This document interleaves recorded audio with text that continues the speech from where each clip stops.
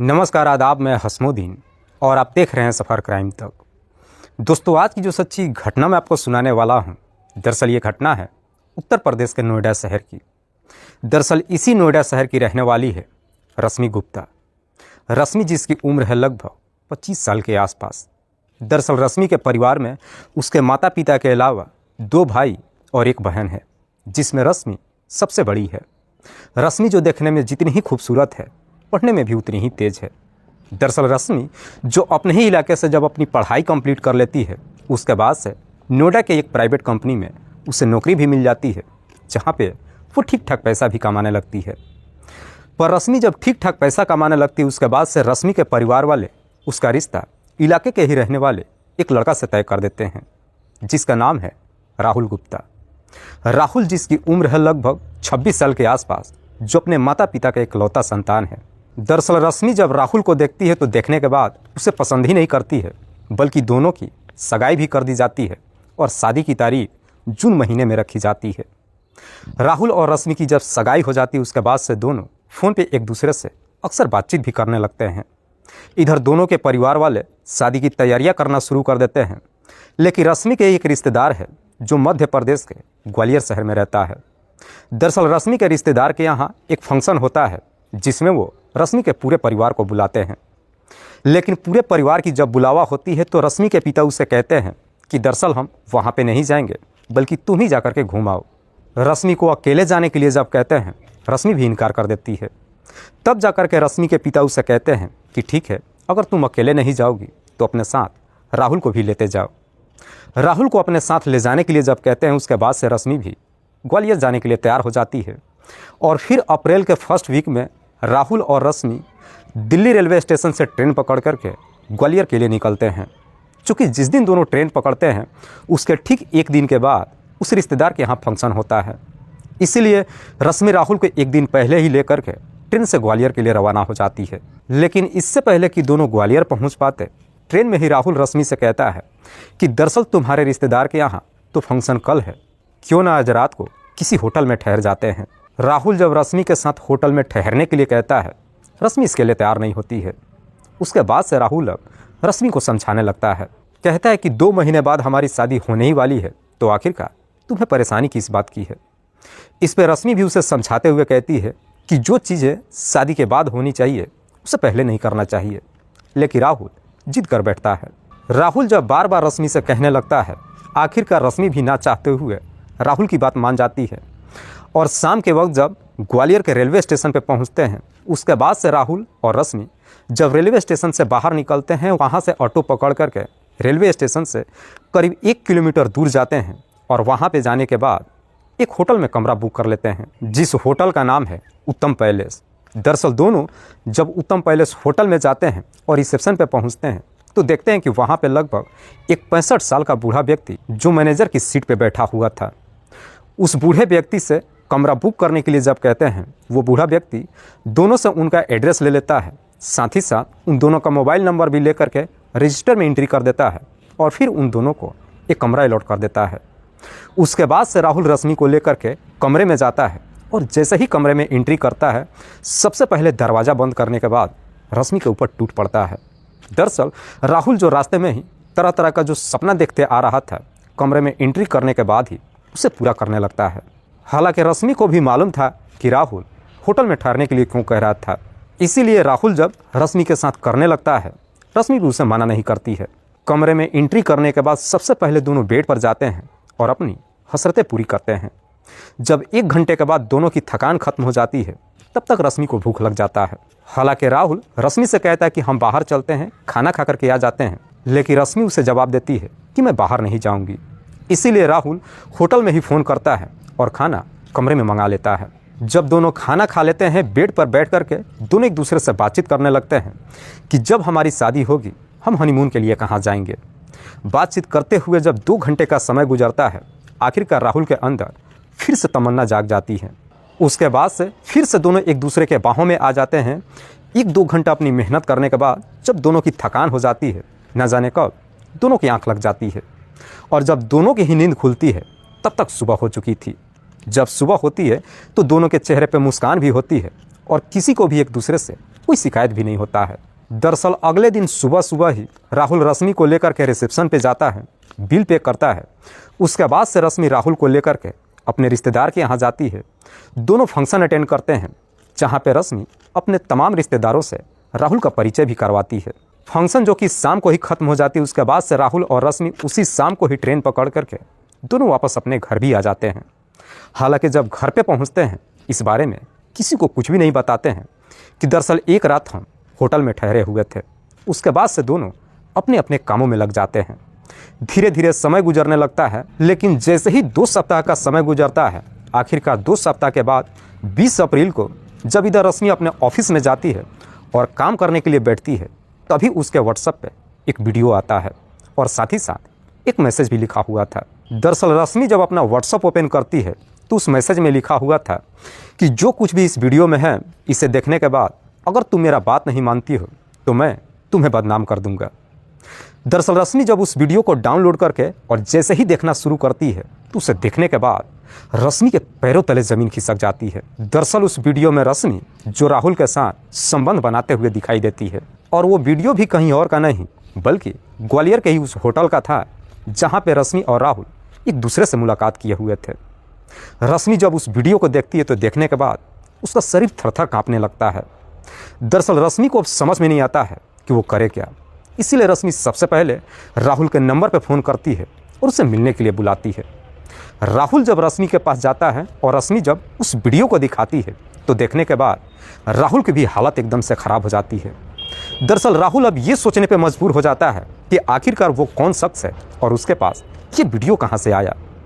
दोनों जब बैठ करके एक दूसरे से बातचीत करते हैं, आखिरकार बातचीत करने के बाद निर्णय लेते हैं कि क्यों ना उस नंबर पर बातचीत किया जाए और उसका मंशा समझा जाए।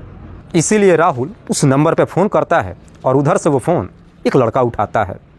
राहुल जब उस लड़के से बातचीत करता है तो लड़का अपना परिचय राहुल को नहीं देता है, बल्कि उसे धमकी देते हुए कहता है कि अगर तुम चाहते हो कि मैं इस वीडियो को सोशल मीडिया पे वायरल ना करूं, तो तुम 2.5 लाख रुपयों का इंतजाम कर दो। हालांकि राहुल और रश्मि जो उतना बेहतर भी घर परिवार से नहीं थे कि वो तुरंत ही 2.5 लाख रुपयों का इंतजाम कर ले। वो व्यक्ति इतनी सी बात कहने के बाद फ़ोन रख देता है। उसके बाद से राहुल ये सोचने लगता है कि आखिरकार 2.5 लाख रुपया कहाँ से लाए। दरअसल दोनों काफ़ी देर तक बैठ करके सोच विचार करते हैं, लेकिन दोनों का दिमाग नहीं काम करता है। और धीरे धीरे जब समय गुजरने लगता है, वो लड़का भी बार बार रश्मि के नंबर पर फ़ोन करता है और उसे धमकी देने लगता है। दरअसल वो लड़का जब भी रश्मि के नंबर पर फ़ोन करता है, उसे सिर्फ एक ही धमकी देता है कि तुम पैसा कब दे रही हो, अगर जल्द से जल्द तुमने पैसों का इंतजाम नहीं किया तो मैं ये वीडियो सोशल मीडिया पे अपलोड कर दूंगा। दरअसल सोच विचार करते हुए लगभग 10 दिनों का समय गुजर जाता है। दरअसल राहुल और रश्मि अपनी तमाम कोशिश तो करते हैं, लेकिन बावजूद इसके इनके पास 2.5 लाख रुपयों का इंतजाम नहीं हो पाता है, और ये दोनों चाह करके भी इस बारे में अपने परिवार वालों को नहीं बता पाते हैं। दरअसल दोनों को ये डर सताने लगता है कि अगर परिवार वालों को मालूम चला कि ग्वालियर जाने के बहाने हमने होटल में क्या किया था तो उनके घर परिवार वाले नाराज़ हो जाएंगे और हो सकता है कि रिश्ता भी टूट जाएगा। इसीलिए दोनों काफ़ी सोच विचार करने के बाद फैसला लेते हैं कि क्यों ना पुलिस की मदद ली जाए। उसके बाद से राहुल और रश्मि अपने परिवार वालों से झूठ बोल करके 1 मई को ग्वालियर में जाते हैं और ग्वालियर के एसपी आशीष खरे से मुलाकात करते हैं।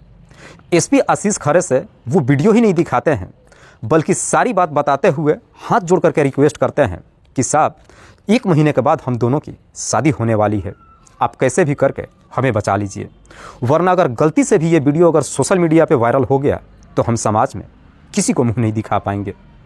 राहुल जब ये सारी बातें एसपी आशीष खरे से बताता है, उसके बाद से एसपी साहब भी इस केस को काफ़ी सीरियस तरीके से लेते हैं। दरअसल एसपी साहब सबसे पहले पड़ाव थाने में फ़ोन करते हैं और इस केस को पड़ाव थाने को हैंडओवर कर देते हैं। राहुल और रश्मि जब पड़ाव थाने में जाते हैं तो वहाँ के थाना अधिकारी जब इनकी पूरी कहानी को सुनते हैं तो इन दोनों को सुझाव देते हुए कहते हैं कि तुम उस व्यक्ति के पास फ़ोन करो और उससे बोलो कि एक बार में मेरे पास 2.5 लाख रुपयों का इंतज़ाम नहीं हो पाएगा। दरअसल मैं 2.5 लाख रुपया दूंगा तो, पर वो सारा पैसा मैं किस्तों में दूंगा। उसके बाद से राहुल जब उस नंबर पर फ़ोन करता है और उस लड़के से जब कहता है कि मैं 2.5 लाख रुपया एक बार में नहीं दे सकता हूँ, 50,000 करके मैं 5 बार में दूंगा, वो लड़का भी इसके लिए तैयार हो जाता है। उसके बाद से राहुल अपने बताए हुए जगह पर उस लड़के को 50,000 रुपया देने के लिए बुलाता है। वो लड़का जब पैसा लेने के लिए पहुंचता है उससे पहले इधर पुलिस सिविल ड्रेस में वहाँ पे मौजूद होती है। लड़का जब राहुल से पैसे लेने के लिए पहुंचता है पुलिस उस लड़के को पकड़ लेती है जिसकी उम्र है लगभग 26 साल के आसपास।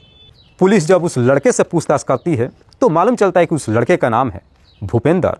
दरअसल भूपेंद्र कोई और नहीं बल्कि ग्वालियर के उस होटल में ही काम करता था जिस होटल में राहुल और रश्मि एक रात के लिए ठहरे हुए थे। पुलिस जब भूपेंद्र से पूछताछ करती है तो भूपेंद्र पुलिस वालों का जवाब देता है कि साहब मैं तो केवल पैसे लेने के लिए आया था, दरअसल इसके पीछे का ऑनर कोई और ही है। दरअसल भूपेंद्र जो दूसरा नाम बताता है वो दूसरा नाम कोई और नहीं बल्कि उस होटल के रिसेप्शन पे जो 65 साल का बूढ़ा व्यक्ति बैठा था वही है, जिसका नाम है विमुक्तानंद सरस्वत। भूपेंद्र जब विमुक्तानंद का नाम लेता है उसके बाद से पुलिस होटल मैनेजर विमुक्तानंद को भी गिरफ्तार कर लेती है।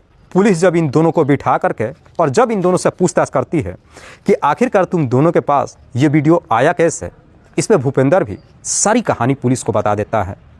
दरअसल कुछ ही महीने पहले भूपेंद्र उस होटल में काम करने के लिए आया था और उस होटल में काम उसके बहनोई ने लगवाया था।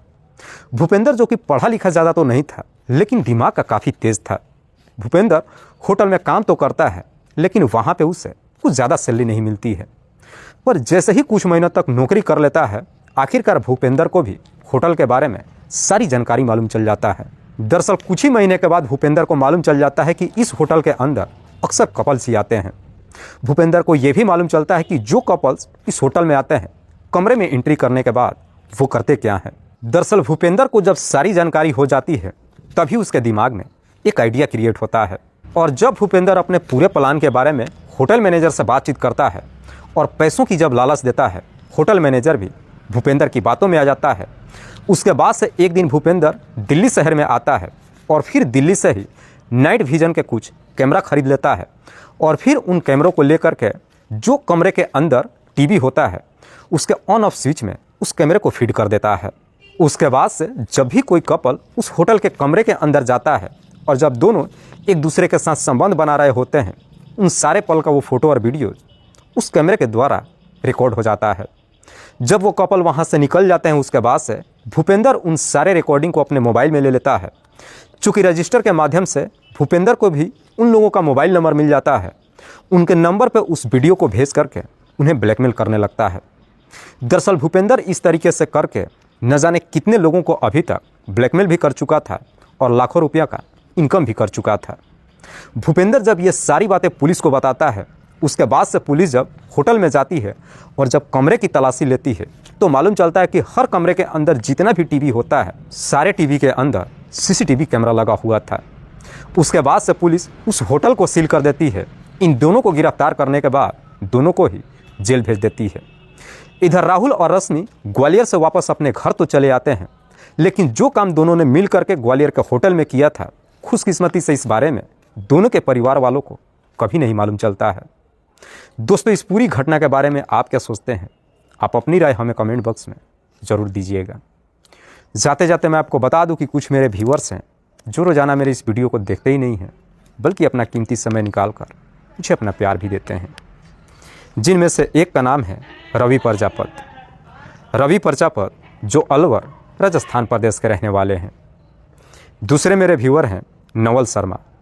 नवल शर्मा जो डाबरा मध्य प्रदेश के रहने वाले हैं। तीसरे मेरे व्यूअर हैं गंभीर सिंह। गंभीर सिंह जो मथुरा उत्तर प्रदेश के रहने वाले हैं। चौथे मेरे व्यूअर हैं मनीष कुमार। मनीष कुमार जो कौशाम्बी उत्तर प्रदेश के रहने वाले हैं। लास्ट मेरे व्यूअर हैं मोहम्मद इरफान। वैसे तो मोहम्मद इरफान जो ज़िला अररिया बिहार प्रदेश के रहने वाले हैं लेकिन सऊदी अरबिया में रह कर के नौकरी करते हैं और वहीं से मेरी इस वीडियो को देखते हैं। मैं आप तमाम व्यूअर्स को तहे दिल से शुक्रिया अदा करता हूँ। कल फिर मिलते एक और नई सच्ची घटना के साथ। तब तक के लिए जय हिंद, जय भारत।